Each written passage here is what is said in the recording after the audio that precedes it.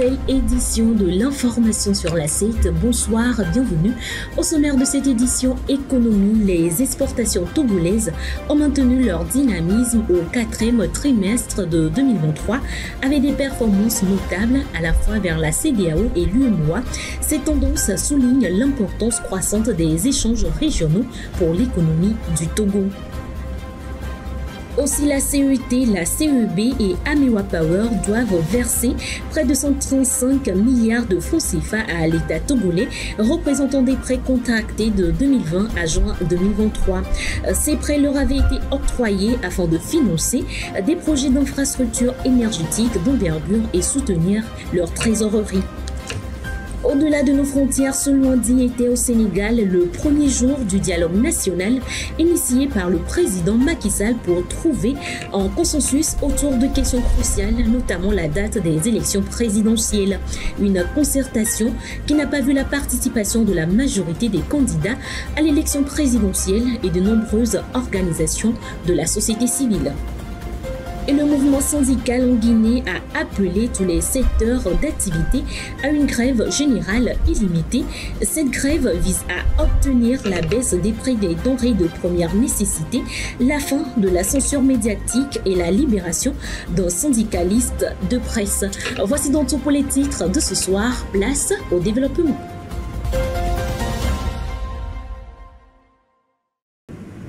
Au quatrième trimestre de 2023, les exportations togolaises vers la CEDEAO ont atteint près de 102 milliards de francs CFA avec un volume de plus de 322 000 tonnes de produits. Le Togo a également maintenu des exportations stables vers l'UEMOA, s'élevant à 84,7 milliards de francs CFA. Ces deux espaces représentent respectivement 40% et 33% de l'ensemble des exportations du Togo pendant cette période. D'autres précisions avec Gloire Lodono.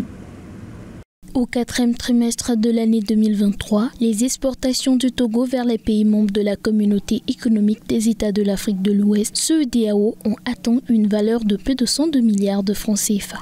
Cela représente un volume de plus de 322 000 tonnes de produits. Pendant cette période, les importations en provenance de la CEDEAO se sont établies à 49,6 milliards de francs CFA. Cette dynamique commerciale a permis au Togo de réaliser un solde commercial excédentaire de 53 milliards de francs CFA, notamment grâce à ses activités de réexportation depuis le port de Lomé. Malgré les sanctions de la CEDEAO contre le Niger et les tensions diplomatiques avec les pays du Sahel, Burkina Faso, Niger et Mali, les exportations togolaises vers l'ensemble de l'espace communautaire sont restées à peu près constantes, autour de 100 milliards de francs CFA par trimestre. En comparaison, les exportations du Togo vers l'Union économique et monétaire ouest-africaine UEMOA, comprenant 8 pays partageant le franc CFA, sont également demeurées stables, s'élevant à 84,7 milliards de francs CFA. Pendant ce temps, les importations en provenance des pays de l'UEMOA ont totalisé 28,6 milliards de francs CFA. Ainsi, les exportations vers les pays de la CEDEAO et de l'UEMOA représentent respectivement 40% et 33% de l'ensemble des exportations du Togo au quatrième trimestre.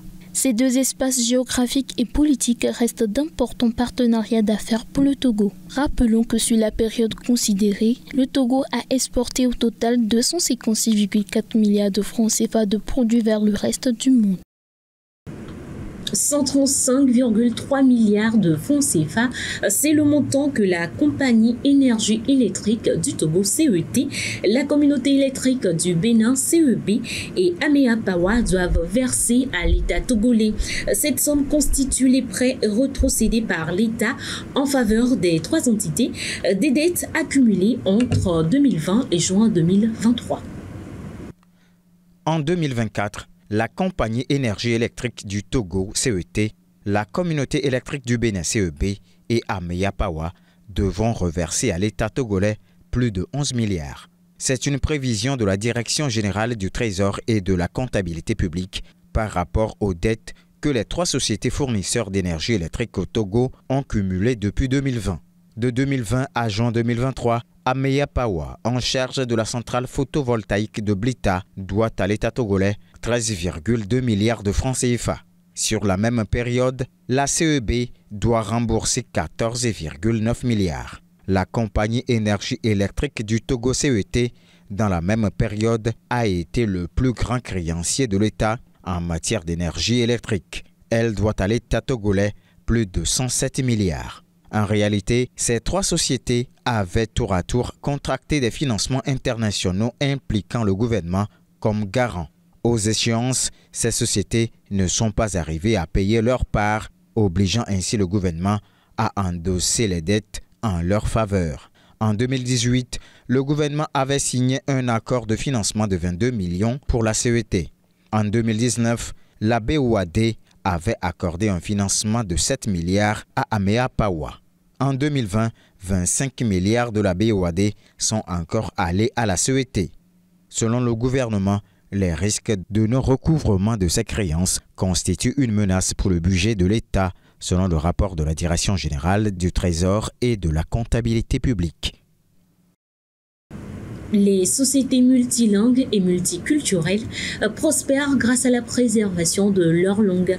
Malheureusement, la diversité linguistique est de plus en plus menacée de disparition. Selon les Nations Unies, de langues autochtones disparaissent en moyenne chaque mois et 400 au moins sont menacées d'extinction. Plus de précision avec Bernard Canvi. Au moins 400 langues autochtones à travers le monde sont menacées d'extinction et 2 en moyenne disparaissent chaque mois faute de locuteurs, d'enseignement, de littérature, de relève ou de volonté politique. Ceci est un constat de l'Organisation des Nations Unies. Il faut souligner que l'éducation nationale continue de jouer un rôle plus ou moins important dans la disparition de certaines langues maternelles, étant donné que les enfants sont obligés d'apprendre la langue officielle d'un pays au détriment des autres. En effet, une langue maternelle est le reflet d'une culture et joue un rôle primordial dans la préservation de la diversité culturelle mondiale. Face à la situation, la question de la prise en compte des langues maternelles dans l'éducation doit constituer un vecteur d'inclusion.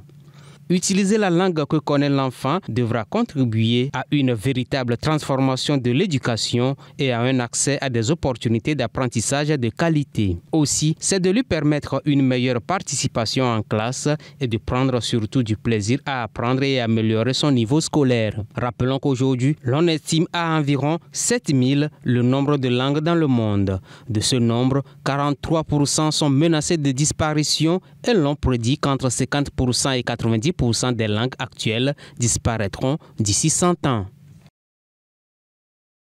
Et puis la lutte contre l'utilisation excessive des pesticides au Togo est vitale pour préserver la santé des populations et la biodiversité, ce qui nécessite des réglementations strictes et la promotion de pratiques agricoles durables. Plus de détails avec Félicité Chaplin. Au Togo, la protection de l'environnement est au cœur des préoccupations. L'utilisation excessive ou inappropriée des pesticides contamine les sols, les sources d'eau et les cultures, entraînant des effets néfastes sur la santé des populations et sur la biodiversité. En effet, les agriculteurs qui manipulent et pulvérisent les pesticides sans équipement de protection adéquat courent le risque d'exposition directe aux produits chimiques toxiques. Cela entraîne des problèmes de santé à court et à long terme tels que les troubles respiratoires, le cancer, les maladies de la peau, voire des problèmes neurologiques. De plus, l'utilisation intensive des pesticides conduit à la résistance des ravageurs et des maladies, ce qui oblige les agriculteurs à augmenter constamment les doses ou à recourir à des produits plus puissants, créant aussi un cercle vicieux. En outre, la contamination des eaux souterraines et de surface par les pesticides peut avoir un impact sur la santé publique en affectant la qualité de l'eau potable disponible dans les communautés. Il est essentiel que le gouvernement togolais mette en place des réglementations strictes concernant l'utilisation des pesticides tout en encourageant l'adoption de pratiques agricoles durables et respectueuses de l'environnement.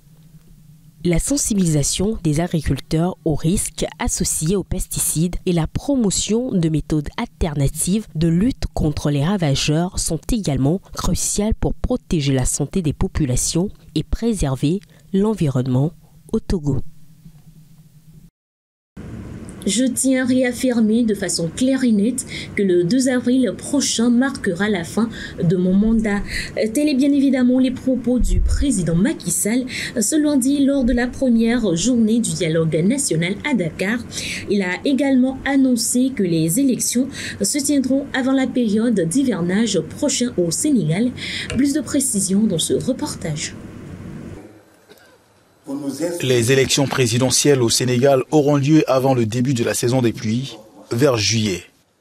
C'est ce qu'a annoncé lundi le président Macky Sall. C'était à l'occasion du dialogue national à Dakar. Le président sénégalais a promis quitter ses fonctions avant la fin de son mandat en avril. Il promet.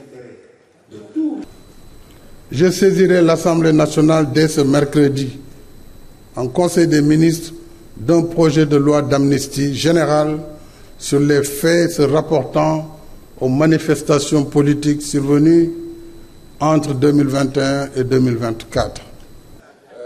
Les 16 candidats d'opposition boycottent, mais Alioune Sarr, dont la candidature a été rejetée par le Conseil constitutionnel, lui a effectué le déplacement. Je suis venu comme un citoyen libre, mais un citoyen également qui est héritier d'une histoire politique, celle du Sénégal, qui est jalonnée de dialogues nationaux. Le plus illustre, on va dire, c'est 1993 qui nous a valu ce code consensuel qui nous a permis d'avoir 4 alternances au Sénégal. Donc je crois que c'est une méthode qui marche. Et ces échanges semblent convaincre certains élus de la sincérité du président sortant qui promet ne pas se représenter. La responsabilité du président de la République est d'appeler la famille sénégalaise autour de la table pour discuter. Ceci est d'autant plus pertinent que lui-même ne sera pas acteur dans le processus électoral. Il n'est pas candidat à sa propre succession.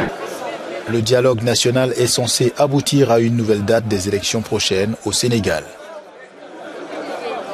Une grève générale illimitée a débuté à Conakry en Guinée ce lundi suite à l'appel des 13 centrales syndicales du pays. Les syndicats réclament la baisse des prix des denrées de première nécessité, le retour d'Internet, mais aussi la fin de la censure des médias, une mobilisation qui a vu la mort de 2 jeunes hommes. On se croirait un jour férié à Conakry, pourtant nous sommes bien lundi. Pour ce chauffeur, habitué au rythme trépidant de la capitale, la journée tourne au ralenti. À cette heure-là, Kaloum est bourré avec des embouteillages, des bruits. Donc on ne peut pas dire aujourd'hui c'est pas pareil. Donc la grève a affecté la circulation, les affaires. Donc tout est aux arrêts aujourd'hui. Le chauffeur est l'un des rares habitants de Conakry à ne pas avoir suivi le premier jour de cette grève générale illimitée. Un appel lancé par les centrales syndicales des secteurs publics, privés et informels du pays. Leur grief, la cherté des denrées de première nécessité et la censure des médias. Banques, écoles, commerces, la grève semble avoir été largement suivie, jusque dans les institutions de santé. Comme ici à l'hôpital Ignace Dine, il y a moins de soignants que d'ordinaire ce lundi, mais un service minimum est assuré. Quand il y a des manifestations, ce qu'on craint, c'est des violences. Au cas échéant, les services qui sont les plus impactés sont les services des urgences chirurgicales, sont des services de traumatologie et puis le service de pharmacie. Donc tous ces chefs de service sont en place, les dispositions sont prises pour que, en cas de débordement, que ces blessés soient pris en charge correctement. Dès la nuit de dimanche à lundi, des jeunes ont manifesté bloquant cette voie rapide qui traverse Conakry. Face à eux et à leurs jets de pierre, les forces de l'ordre. 2 manifestants ont été tués par balle dans l'après-midi, selon les familles des victimes et une source hospitalière. Malgré l'interdiction de manifester, contestation et grève pourraient bien durer en Guinée, notamment du côté du syndicat des professionnels de la presse. Ils donnent comme condition aux autorités la libération de leur secrétaire général. Tant que Jamal Penessa n'a pas, disons, recouvert toute sa liberté, non seulement le mot d'ordre de grève ne va pas être levé, mais aussi on n'ira pas prendre part à quelconque dialogue avec le gouvernement guinéen. La fin des restrictions d'accès à Internet imposées depuis 3 mois était l'une des autres revendications syndicales. Elles ont été en partie levées dans la nuit de jeudi à vendredi. Des chercheurs de l'Institut de recherche médicale au Kenya ont développé une application mobile innovante qui utilise l'intelligence artificielle pour diagnostiquer la tuberculose et d'autres maladies respiratoires. L'objectif est de créer un outil capable de reconnaître avec précision les symptômes de la tuberculose à partir de l'atout des patients. Au Kenya, l'Institut de recherche médicale met au point une application mobile qui utilise l'intelligence artificielle pour diagnostiquer la tuberculose et d'autres maladies respiratoires. Ce logiciel utilise en quelque sorte l'intelligence artificielle pour analyser les toux que nous appelons les graphes spectraux de la toux et qu'il les fait ensuite régresser. Il s'agit donc d'une manière mathématique de modéliser l'image de la toux afin de déterminer s'il existe une différence entre une personne atteinte de tuberculose et une autre qui ne l'est pas lorsqu'elle tousse. L'objectif des chercheurs est de créer une application mobile capable de reconnaître avec précision une toux liée à la tuberculose et d'autres maladies graves. La plus grande réussite est la réduction du délai de diagnostic entre le moment où une personne développe des symptômes de tuberculose et celui où un médecin détermine qu'elle est atteinte de la maladie et qu'elle a besoin d'un traitement. Il s'écoule en moyenne 3 à 2 mois, voire 1 an. Ces personnes qui circulent librement sont contagieuses et transmettent la tuberculose. Dès qu'elles toussent, il suffit de les exposer à ce logiciel et de déterminer qu'il s'agit d'une tuberculose pour réduire la transmission de la maladie. Les toux sont recueillis à l'aide de 3 microphones. Les résultats sont ensuite envoyés à l'Université de Washington qui les soumet au logiciel ResNet 18. L'OMS demande un test capable de détecter à 90% une maladie comme la tuberculose et en plus de 80% de chances de dire qu'il ne s'agit pas de la tuberculose quand ce n'est pas le cas. Jusqu'à présent, notre logiciel est capable de détecter à 80% la maladie, donc nous ne sommes pas loin des 90%. Nous devons juste affiner nos recherches. Il est également capable de détecter l'absence de la maladie à 70%, donc nous sommes encore une fois très proches des 80% attendus par l'OMS. L'essai a été financé par les National Institutes of Health, mais il n'a pas encore reçu d'approbation réglementaire. Le Bénin prévoit d'envoyer 2000 soldats en Haïti dans le cadre d'une mission multinationale de soutien à la sécurité en vue de renforcer les efforts de la police haïtienne dans la lutte contre les gangs et à restaurer la stabilité en Haïti. Plus de précisions dans ce reportage. Le Bénin envisage d'envoyer 2000 soldats à Haïti dans le cadre de la mission multinationale de soutien à la sécurité. L'annonce a été faite lundi par l'ambassadrice américaine auprès des Nations Unies, Linda Thomas-Greenfield. C'était à l'occasion de la 46e réunion des chefs d'État et de gouvernement de la CARICOM. La rencontre a débuté dimanche à Guyana avec la participation du Premier ministre de facto d'Haïti, Ariel Henry. En octobre dernier, le Conseil de sécurité de l'ONU a approuvé l'envoi d'une mission multinationale d'appui à la sécurité en renfort opérationnel à la police nationale d'Haïti, dépassée par la violence des gangs criminels. Il s'agira de créer les conditions propices à la tenue d'élections libres. Le Kenya, en tête de la mission, a déjà mis à disposition 1000 soldats. Haïti est en proie à des violences causées par des bandes armées. La situation provoque un exode massif de la population vers d'autres pays. La moitié des habitants, dont près de 3 millions d'enfants, a besoin d'une aide humanitaire, selon les Nations Unies. C'est donc sur cette actualité que s'achève cette édition. Merci à vous de l'avoir suivi et excellente soirée à toutes et à tous.